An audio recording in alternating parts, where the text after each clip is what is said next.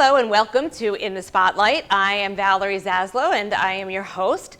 Joining me today is Philadelphia attorney Robert Petrone. He is also a civil rights author, a professional researcher, and a renowned Christopher Columbus expert. He also hosts Christopher Columbus University, which is a radio show that airs on Radio Voice Italia. So welcome. Thank you. It's very nice to be here. Nice to have you here. You're looking very dapper. Well, thank you.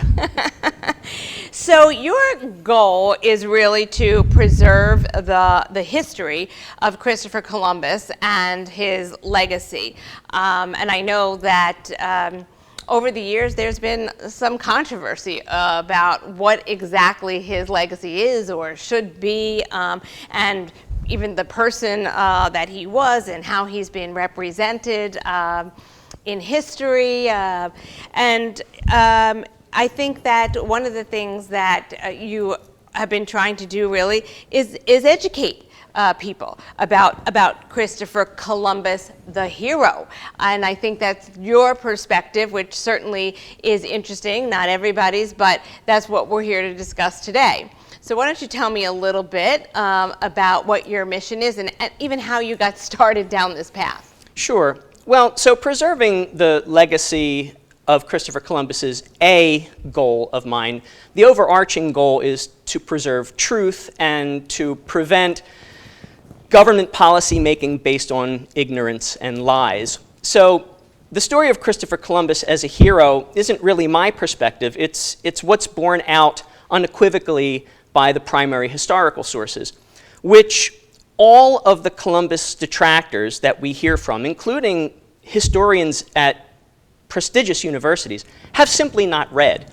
And anyone who reads the primary historical sources sees that it's not really open for interpretation. It's very clear that Columbus was not only not the racist, rapist, maimer, murderer, slaver, slave owner, grifter, and genocidaire that people paint him to be, but he was actually the opposite of those things. He was actually the first civil rights activist of the Americas, and I'll get into that.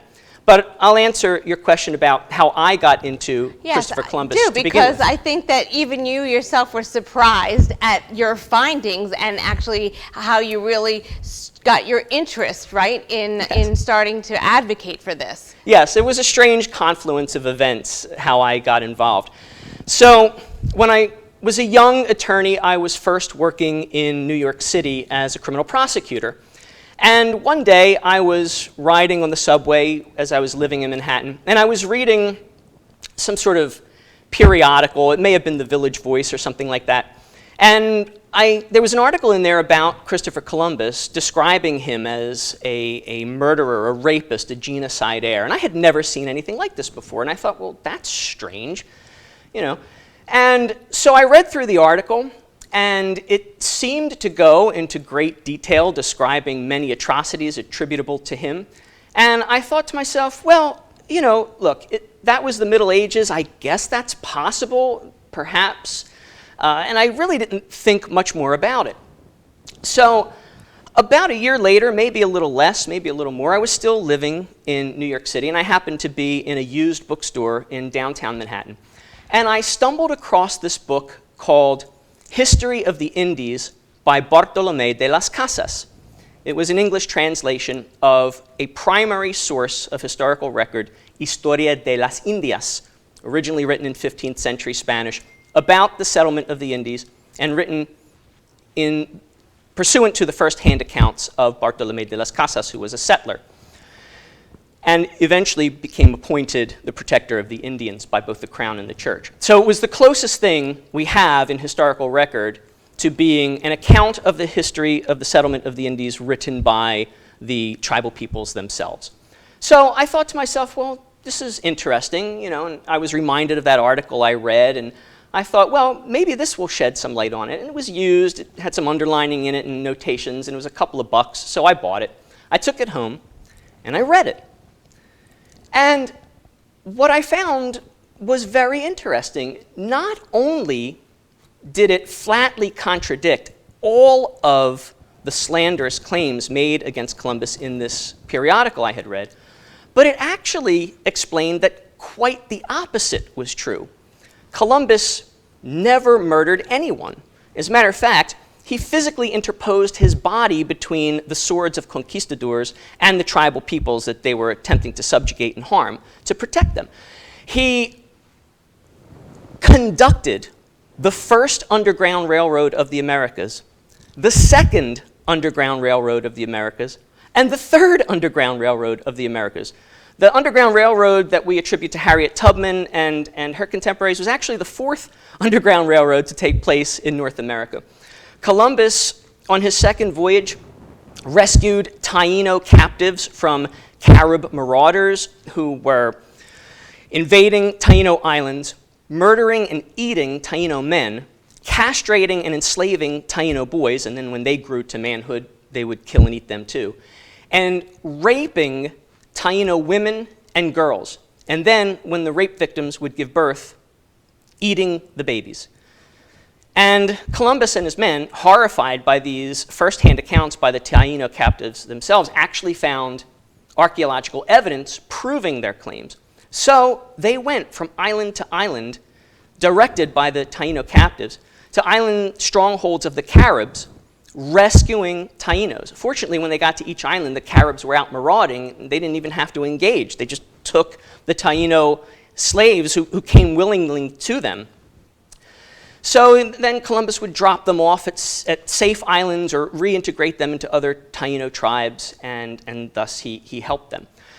On the second and third Underground Railroads, which were his return trips to Spain after his second voyage and after his third voyage, he took Tainos with him, willingly, who had been enslaved by the Spanish landowners, the hidalgos, against the wishes and commands of Columbus and against the wishes of the crown. And he brought them back to Spain to be liberated.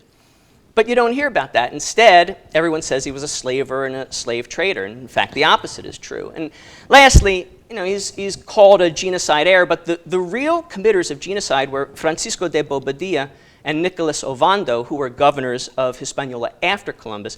And they were actually his arch nemeses. And he spent the rest of his life fighting against those men. And he actually put an end to their genocide. Columbus is responsible for petitioning the widowed King Ferdinand of Spain to create a royal decree declaring that all the Indians of Hispaniola were to be left free, unmolested, and allowed to live as free people like any of the vassals of Castile. Those were Columbus's words. He wrote them himself. The king adopted them wholesale and made a royal decree. I mean, it's a lot to take in one session when you're just sitting down to hear about, Christopher Columbus and what he did. And actually, there's so much that's been written about him. And you're essentially saying it's mostly inaccurate, what we're hearing, and, actually opposite from what happened. And so the original documentation, was it written in Spanish or Italian? I know you speak both. Do you think that there was something lost in translation? I kind of feel like a lot of people want to have an understanding of why there is so much widespread information about really what a horrible man he was, and you're actually working to show the research states he was actually a great guy. Yeah, it's a lot to take in, perhaps in a 10-minute conversation, but the primary resources, the primary historical sources are finite. And it's a lot easier to create bumper sticker-like memes, such as Columbus equals hate and nonsense like that, than it is to actually sit down for a half hour and listen to an educated dissertation about Columbus. And I don't think things were lost in translation. The main primary source, History of the Indies, was written in 15th century Spanish. There was also a biography of Columbus written by Fernando Colón, which was written in Italian. And these works have been translated into English, but the original language versions of them are available, and I've read them. And the reason I read them was because I wanted to make sure that nothing was being lost in translation. But the Columbus detractors didn't even bother to go that far. They simply lied. And so the first of the liars was Howard Zinn. He was an anarcho-communist, a self-proclaimed Marxist and a self-proclaimed anarchist. And he had a buddy who was part of a similar organization. And his buddy had written slanderous things about Columbus that were just complete distortions of the truth. Howard Zinn didn't do any research. He just plagiarized his buddy's work. The buddy never sued him, but also never got published himself, really. It was Zinn's work that got published. And at the time it got published, it was called A People's History of the United States, and the first portion of it is dedicated to this slander about Columbus, and the rest of it is slander about every other event in American history. So he doesn't go into depth about anything in particular. He just broadly lies about it all. And so Zinn's book gained a lot of traction in academia because the Frankfurt School of Sociology, which is sort of a postmodernist, pro-Marxist school of theory, was gaining a lot of traction in academia. And so they embraced these Marxist lies about Columbus, and they've been propagating them ever since, to the extent where not only is Columbus being maligned in our children's public schools, but all of American history, and now they're teaching critical race theory in the form of neo-segregation and neo-racism, and it's all connected. If you can paint Christopher Columbus, the bringer of Western culture to the Americas, as a racist, as an evil human being, as a villain, then you can paint Western culture itself as evil and structurally racist. And therefore, you can paint the United States as evil and structurally racist and worthy of being torn down and burned to ash and recreated anew as some sort of subservient Soviet of the globalist agenda. Well, you have a very strong point of view and very educated about the subject matter. And so we are going to take a commercial break right now. And we are going to come back and continue to talk with Robert Petrone a little bit more about why all of this is so important to know now about Christopher Columbus. Stay with us. We'll be back. So, I'm kind of new here, but I've noticed a trend. My human does this funny thing where she goes around and gets all my toys, and then she hides them in that basket by the door. But it's always the same basket, and it's always in the same place. And then she acts so surprised when I find them, but, she's putting them in the same basket. Again. It's like, hello, that's where you put it last time. You were the worst at hide and go seek.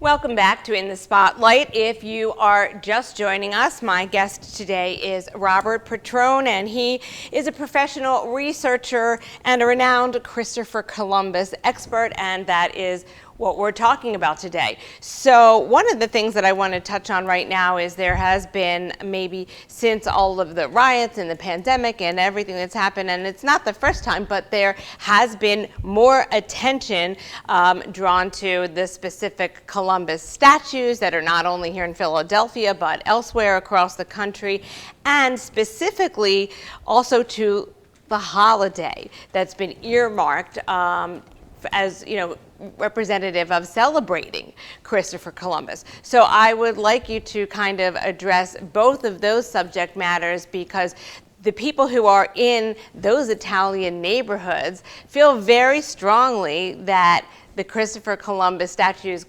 should remain, even though they've been damaged and And vilified. And vilified, right. Yeah. So let's discuss that Sure. a little bit. Sure.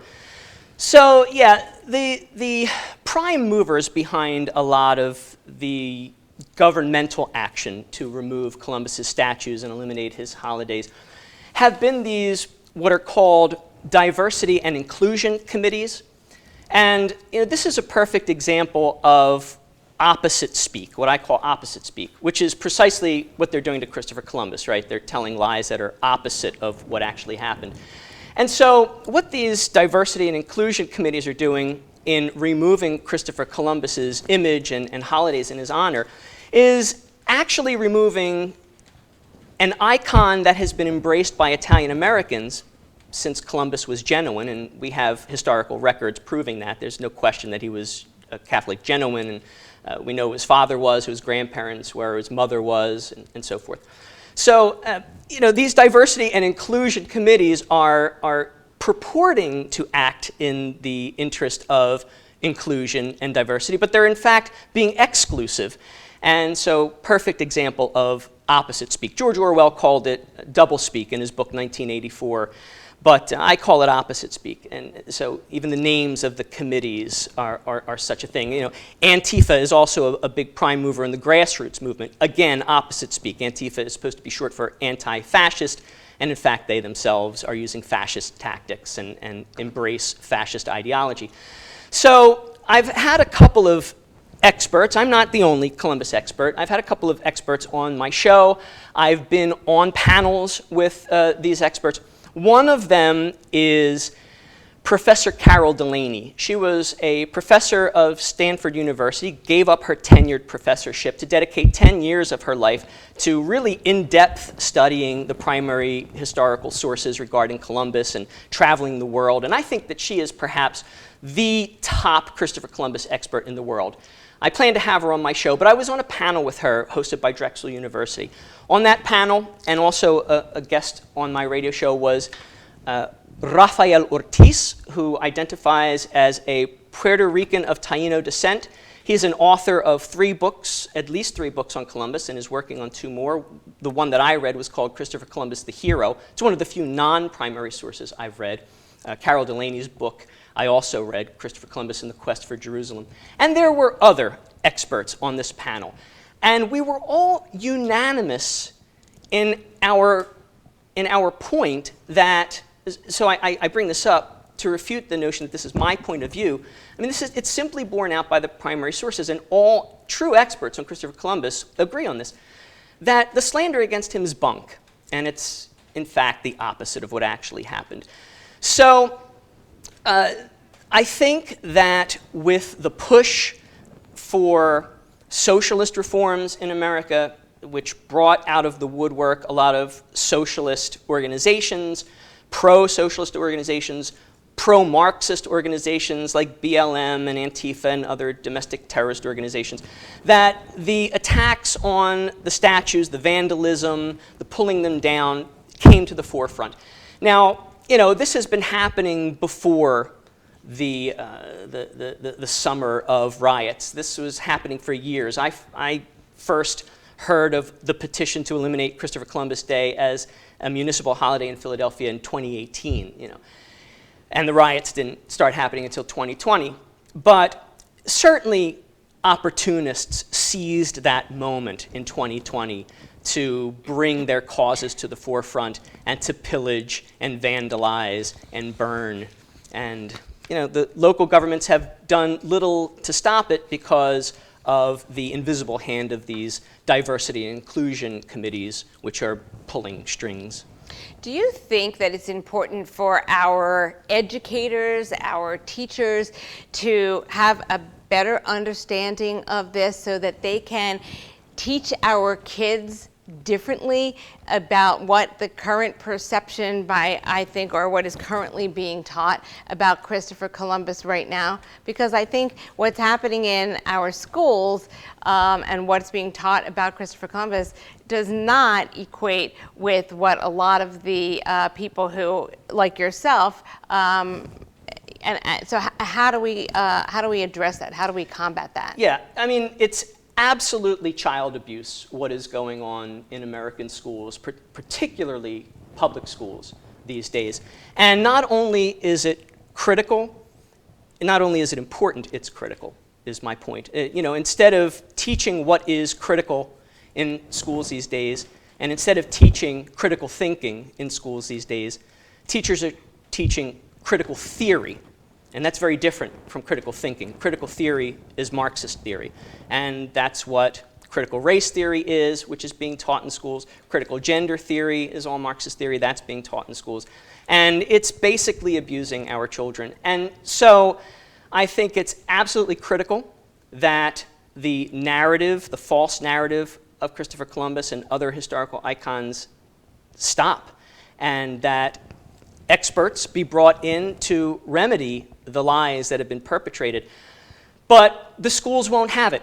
I have actually gotten a lawyer involved regarding my daughter's high school because of the lies that they were teaching about Christopher Columbus. And so, that will come to a head soon.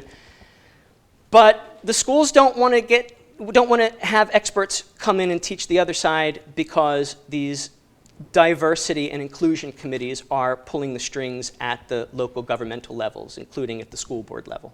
So the key here is really education. And I mean, not to the people who already have an ideology in their mind of what this is all about, but to start young and really educate kids, from the get-go about what the truth and the facts are. And I think that's interesting. But what do you think you want to impress as the most important takeaway about Christopher Columbus? Well, I think that the most important takeaway is this. The narrative that Columbus was a racist, rapist, maimer, murderer, slave owner, slave trader, grifter, and genocide heir is 100% false. It's patently borne out by the primary sources of historical record. All Columbus experts agree on that, and any historian, even historian professors at prestigious universities who claim the contrary, simply have not read the primary sources and or are politically motivated, and that in fact Christopher Columbus was the first civil rights activist of the Americas and the greatest hero of the 15th and 16th century, bar none. So politically, what is happening in our city? Are we speaking with our representatives to try and change this dynamic, to make sure that we maintain not just Christopher Columbus Day, but there's a lot of other days that now have sprung up. I mean, it's now President's Day instead of Washington's Day. You know what I mean? Right. Things that are suddenly changing and evolving because of what people actually are claiming is fact, when in fact, we're not It's really fiction. sure. Right, exactly. So, I mean, in terms of how we address this in a political manner, we need to take this to our congressmen, to our governor. Where does this need to go so that you can make your stance strong and remain, as you go forward with this? Yes, well, you hit on something in asking your question. You used as an example the replacement of George Washington's birthday and Lincoln's birthday with President's Day, and replacing Christopher Columbus Day with Indigenous Peoples Day. It's the replacement of the individual, which has always been sacrosanct to Western culture, with the collective, which serves the globalist interests. So what we can do is what is being done in Loudoun County, Virginia, as we have this interview, which is parents are going en masse to their school board meetings and demanding that critical theory stop being taught to their children. What we can do is what's being done in Philadelphia right now. The Italian-American communities have banded together and hired an attorney to sue the city of Philadelphia for attempting to remove Christopher Columbus Day and to enjoin the city from changing the name to Indigenous Peoples Day. And what can be done is contacting local Italian-American groups like the Italian-American One Voice Coalition, which actually got the Randolph City School Board, after 2 meetings, to change a unanimous decision to change Christopher Columbus Day to Indigenous people, and then to eliminate the names of all holidays in a masterstroke of petulance to just day off so that nobody had a holiday, to reversing those 2 decisions 8-1, to not only put the names of all holidays back on the calendar, but to put the name of Christopher Columbus Day back on the calendar. So it's working. Parents have to get involved. People have to speak out. You have to be active. You have to be activists. And the problem is, a lot of people have full-time jobs and families to take care of, and this is so far down on their priority list But if you really want to take care of your family, you have to stop the teaching of lies in school because our children are being abused by them. So if you want to be an advocate, if you want to get involved, if you want to help in any way, I mean, I know that you have your Christopher Columbus University podcast where people can certainly tune in to become a little bit more educated on the subject matter, but where do people go? So you can contact me directly at preservecolumbus.us. That's Preserve Columbus, rendered as one word, .us. On the left side of the main page, you'll see a viewer feedback tab. If you click on that, you can email me directly. And I can help you get in touch with the right people if you are a concerned parent wanting to stop the teaching of lies in schools, or you need an attorney to represent you against a city or a township. I'm the person to contact. Robert Petrone, I want to thank you so much for joining me today. It's a very important subject. It's something that we need to keep discussing. We need to keep making certain that not only our political leaders, but our children are made aware of what the facts are, of what the truth is, as presented by yourself. So I hope that anybody who is interested in doing more or working with Robert on this cause will reach out. I want to thank you so much for being my guest today and for talking about this very important matter. And I want to thank you all for joining us today, and join us same time next week. We'll be right here at RVNTV in the Spotlight. Have a great day.